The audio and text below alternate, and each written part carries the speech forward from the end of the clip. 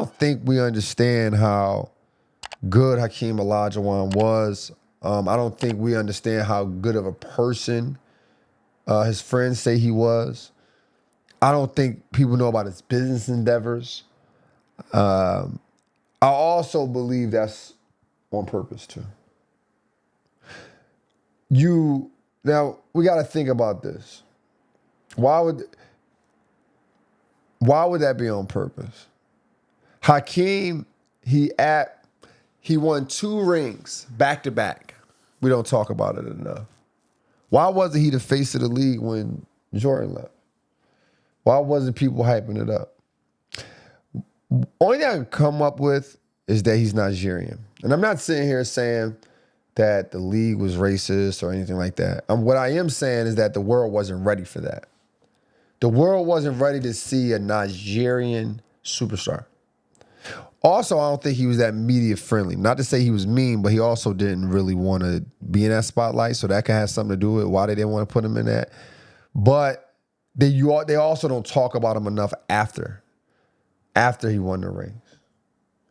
So when I look at his resume, I'm looking at it like, yo, these are some good stories about this guy. Here's a guy who didn't really play basketball, but was really playing soccer and just realized, yo, I got the ability to hoop. That's why his footwork was impeccable. They don't talk about how he owns a lot of real estate in Houston.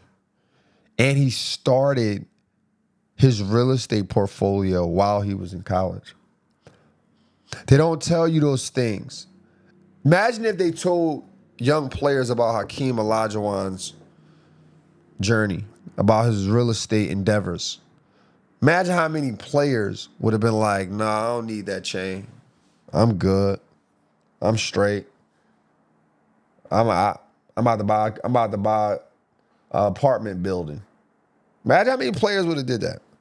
But they don't tell you those things. And then you got to look at the skill part of it. He was so skilled that players still go to him to work on their footwork or whatever things they do in their workouts. That's how good he was. Then people always say, oh, Jordan, if he didn't retire, he would have had 8 rings. I think Hakeem would have said something about that. Hakeem overall record against Jordan is 13-10. Only 3 games, right?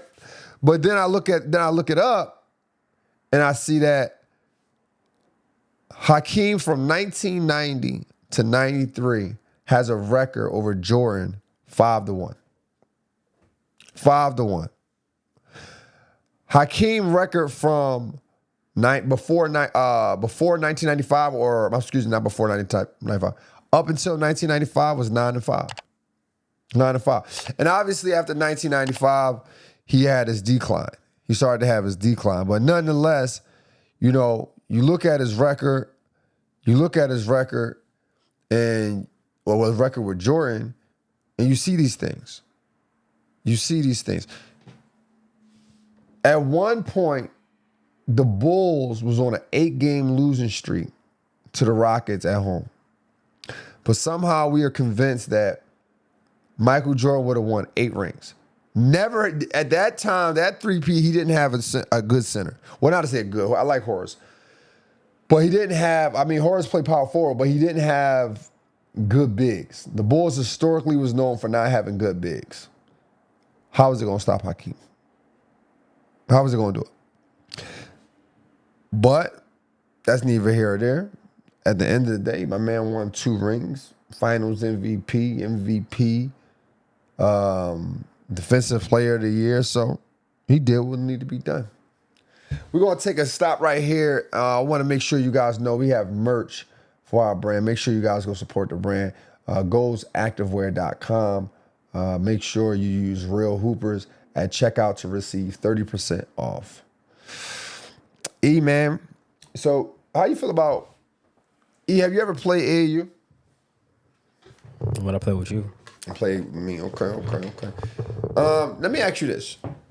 Since you've played and you also coached, do you think the AAU circuit has changed? When I say change, Yeah. I mean players going from team to team. Actually, you started to go to team too. Yeah. I feel like players have been bouncing around. Really? Yeah. Yeah. Except like high level players, they might stay on the same team because they have other high level players around them. But I feel like you always seen players go from team to team. Right, okay. So I watched this interview last night. It was the Underdog Lounge. Shout out Lou Will, Spain Horton, and it was, I think this was an older. Yeah, it was older. I believe this was 3 weeks old, 2 weeks old, and they interviewed Jalen Brunson.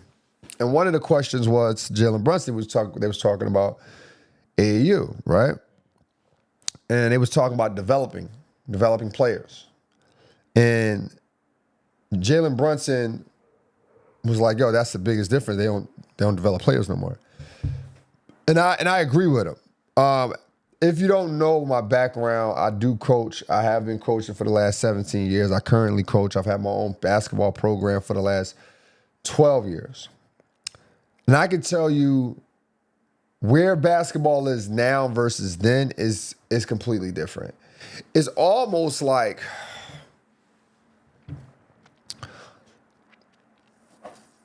it's draining in a way.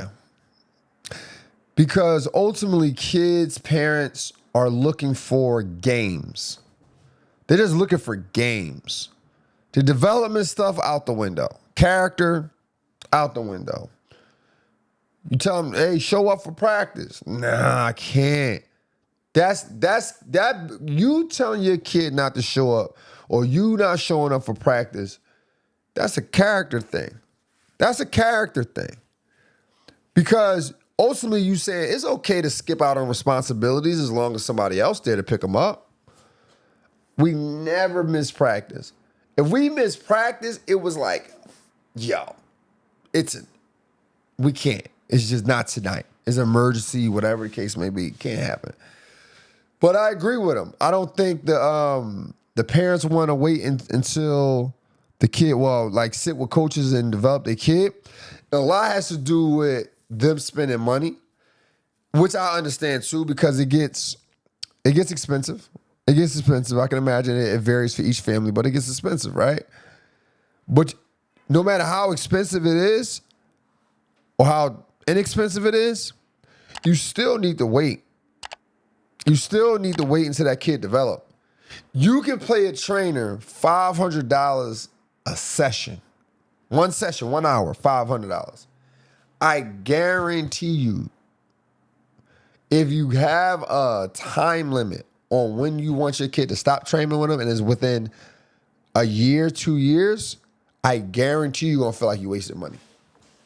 Even if it's the NBA great, you're going to feel like you wasted money. If you look at the NBA kids, just look at them. They just go look at some of their drills they work with their dads with. Simple, basic. But even them, they've been with their dads forever and still doing the same thing. Just because their kid was better than Leroy on the team doesn't mean he's ready for the big leagues. I don't know where I got that name Leroy from. I just thought of Leroy. Is it still Leroy's out there? Leroy Jenkins. Who's that? No, you just made it up. Yeah, anyway, back to it. Then Jalen Brunson talked about running from adversity. That's very true. Kids don't like what you're saying. High school players don't like what you're saying. I'm going to another team. I'm going somewhere else. Dude, y'all think every coach hates y'all? Like, stay with your team. I mean, don't get me wrong. If it's a logistics thing, if it's I don't get along with my coach and it's been going on for a year thing, cool. That makes sense. But I agree with those guys, Lou Will and Jalen Brunson, that there's really not a lot of developing, man. That's what really hurts. When I first started, I loved developing. Parents would drop their kids off and say, okay, I'll be back. Now the parents, they want to sit right there. They're like this. There you are. And don't get me wrong, I'm not mad at it. I get it. I'm not intimidated by it, but you used to be able to just develop the kids and they come back. Now it's like, I get some kids some parents trying to chime in. Hey, can I tell you this? I mean, you want to. You know, if you want to. But the AAU is definitely changed. It's definitely changed the game. You think kids still care about basketball or care about getting better as much as they should? I think there are kids out there that do care. I think there's a lot more basketball players now who are not basketball players, right? So when you see it, or say someone is naturally gifted but still not basketball players. So when they see it, and they see the adversity and they see the challenges, they'll eventually hit a wall and stop. They'll hit a wall and stop.